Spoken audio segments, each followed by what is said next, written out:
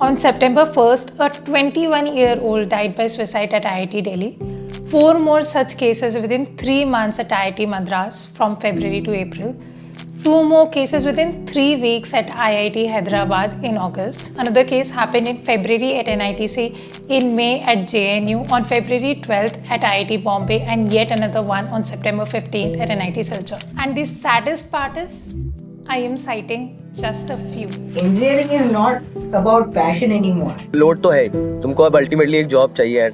Everybody is getting placed. Number से associate करने लगे. वो जो नंबर है ना हर जगह नंबर, वो बहुत प्रॉब्लम का रूट है हर जगह. Someone you know, you don't expect them to like hang a rope around the fan and just like quit everything.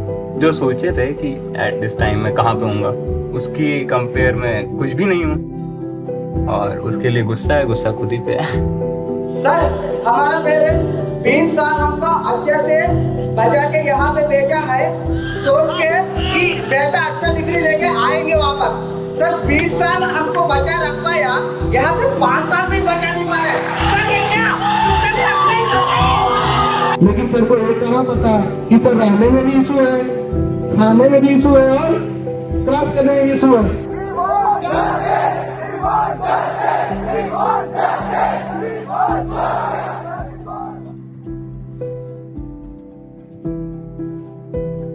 According to NCRB, National Crime Records Bureau, there were 10,721 suicides reported among students in India in 2021, which was, by the way, a 13% increase from 2020. So we all know that the number is going to be far more in 2023. Suicide is a very serious problem in India, with over 1 lakh people dying by suicide every year. College students are particularly more vulnerable, with rates that are higher than the general population. College administration, students, parents all have a very important role to play in helping students. So in this video, we'll talk about the major reasons of why so many suicides are happening, what are the possible solutions, and what we can do to better the situation. Please note that suicide is a very complex issue with many contributing factors, and there is never a single cause of suicide. That is why it is very important that we all avoid making any generalizations about the people who die by suicide. According to 2022 study published in Indian Journal of Psychiatry, 35% of the suicides that happened among college students were due to academic pressure. 25% were due to financial conditions, 20% were due to bullying, and 15% due to relationship issues. Let's talk about this one by one. We all know the severe academic pressure that students face these days. There is mad amount of competition, and what is worse is that we are following the same curriculum since so many years. Curriculum has not been updated for so many branches since so many years, and I don't understand why. And even worse part is that on one hand, we tell our students that learn about new tech like ML, AI, and on the other hand, the same students are forced to work on assignments and have deadlines from which, by the way, they're not learning anything. It is not preparing them for the outside world. They are just forced to do it. Don't ask any questions, shut up and do it for the marks. And I just don't understand the concept of mandatory attendance. There are so many students who don't even get to appear for the exams because of this stupid mandatory attendance. If our education system had even this much trust on itself, then it would not have been necessary. If the classes are good, students should show up. And you know, I've been to so many colleges, I interact with so many students on a daily basis. Not once have I heard that a student has felt that they have a very supportive campus community where their positive relationships are nurtured and they have good mentors that they can trust. Not one student has talked to me like that. Let's not forget that 2023 is actually a very typical unconventional year, because our students who are facing placements or who face placements this year did their college first few years, the first and the second years, during COVID. So they did not face college like the rest of us in a very typical conventional way, right? And the ones in the first and the second year did their 11th, 12th during COVID. The kind of pressure that they faced, the kind of situation that they faced was completely different. So this is a very, very unconventional situation. The recession is there, hiring freezes is there, the kind of competition is very intense, COVID background is there. There's just so much. I feel now is the time when we need to come together as a community, when we need to talk about these things. And we are very proud of IITs and ITs, right? When I was researching for this video, I found out that at least the reported suicide rates are actually higher in IITs and ITs than tier 2, tier 3 colleges. So much for the best institutes of India. But I guess there are lakhs of people who try to firstly get into this institute and end up screwing up their mental health in the process of that. There are so many who end up losing lives just before that.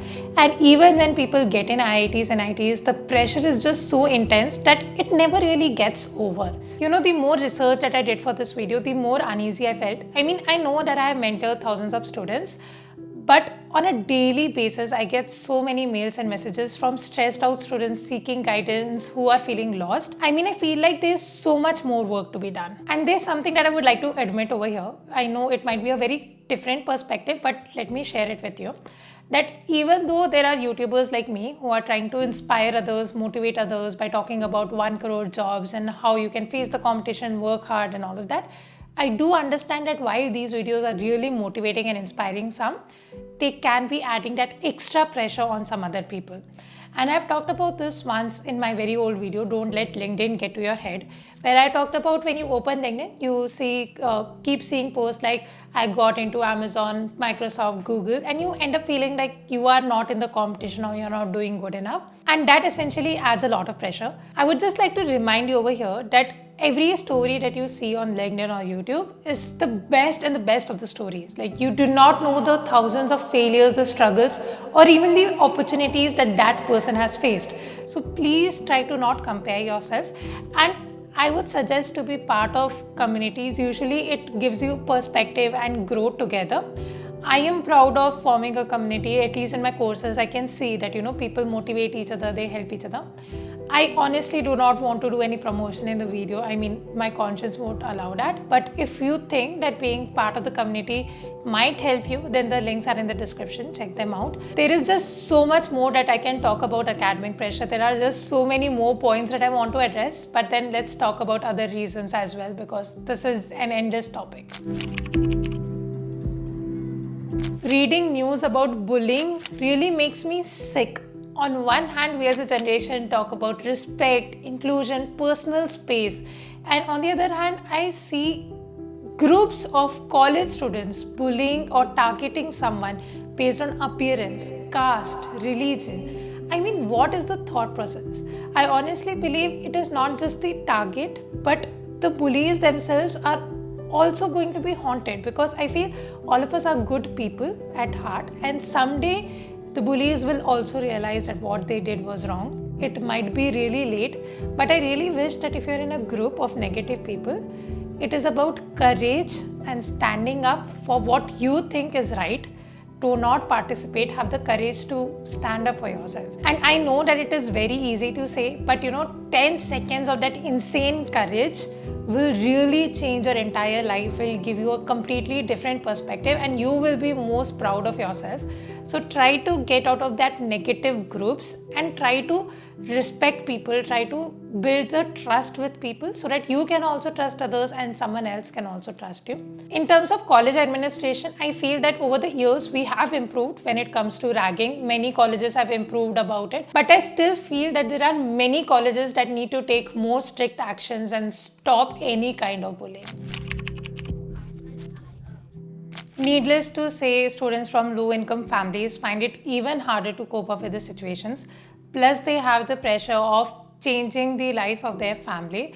And it truly breaks my heart when I see students struggle for laptops, for mobiles, because these have become very essential nowadays. Plus, the living expenses have gone beyond the roof. So it is really high time when we have more streamlined scholarship processes or giving loans to students or some possible solutions for financial conditions.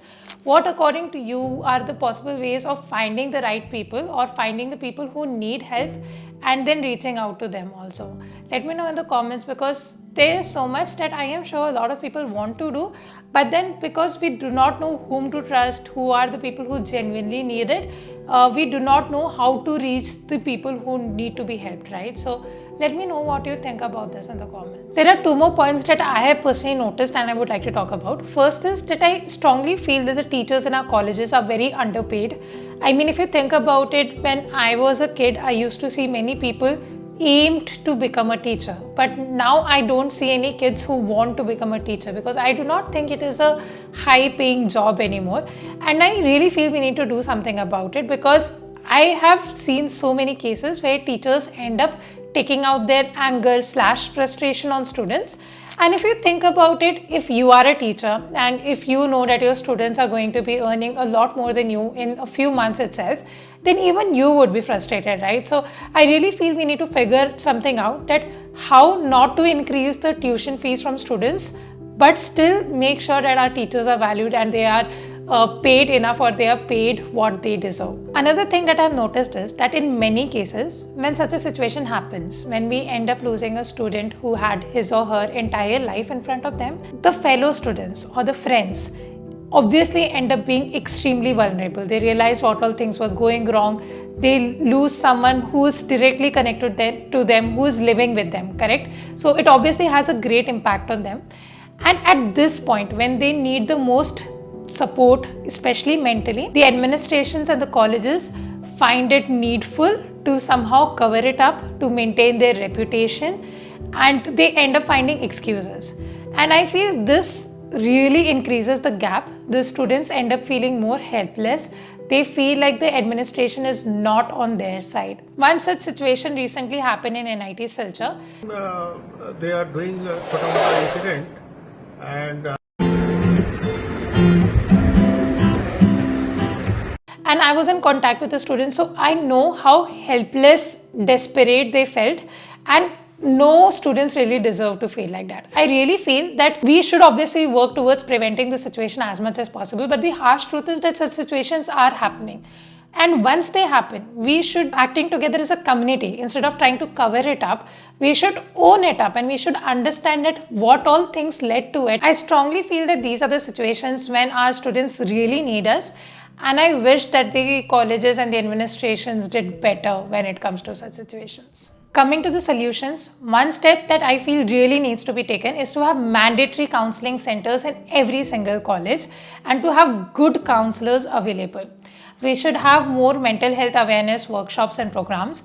I know that many students do not know how to ask for help or do not know how to tackle the situation, and these workshops, seminars, programs will really help them understand that okay, it is fine to ask for help, or this is not the solution to everything, or just give them the courage to handle the situation better. And also we all need to realize that we are not professionals.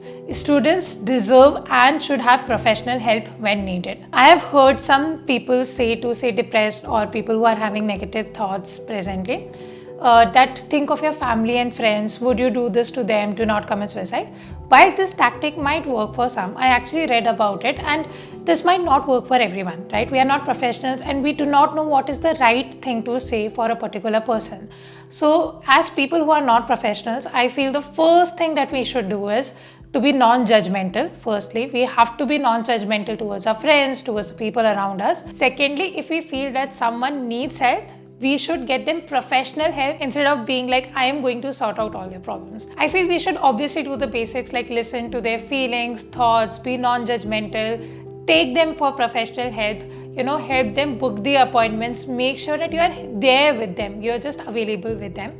Instead of getting angry that I told you that this is the possible solution, why are you not following this? Basically, what I'm trying to say is stay in touch with your loved ones, with the people around you. Show trust, inclusion, respect, and be non-judgmental. I know it's very easy to all of this, but then we are a generation that can really bring change. And instead of increasing the number of suicide rates, I really feel, positive that we can make some good change over here.